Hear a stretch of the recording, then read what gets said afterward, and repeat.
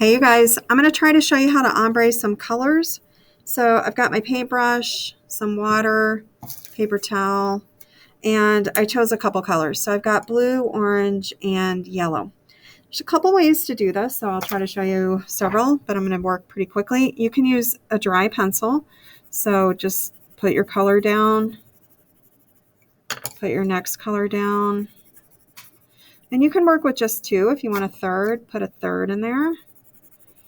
And then go back and add some water. So paintbrush. And what I'm going to do is try to get each color damp, but keep them separated. So clean my brush, get the orange damp, clean my brush, get the yellow damp. And then where they meet, I'm going to try to blend them a little bit. Clean my brush and then blend. Okay.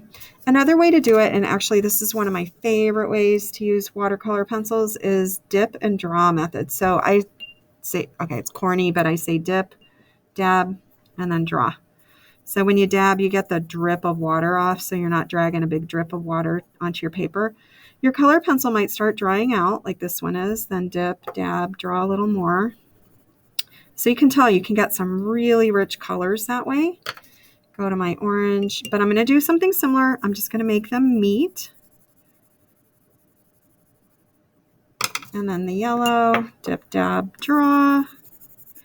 And then I'm going to do the same thing with my brush. I'm going to use my brush for blending. So I've got these seams here, a little bit of water, dip, dab the water off. So we don't want all those drips, and try to blend a little bit. I think I usually try to go from the lighter color into the darker one, and then a little back and forth. Okay, rinse. You can also use your paintbrush to clean stuff up. So I could lift a little bit out and rinse. Okay, light yellow into the orange. And then once they sort of soften up, they'll start blending a little bit. Okay, you can also just go back and do a little more. Okay, get a little more on there. One thing, be a little bit careful with your paper. We try to get you guys some pretty good watercolor paper, but it's not professional paper, it's student grade. Okay, so that's how you ombre.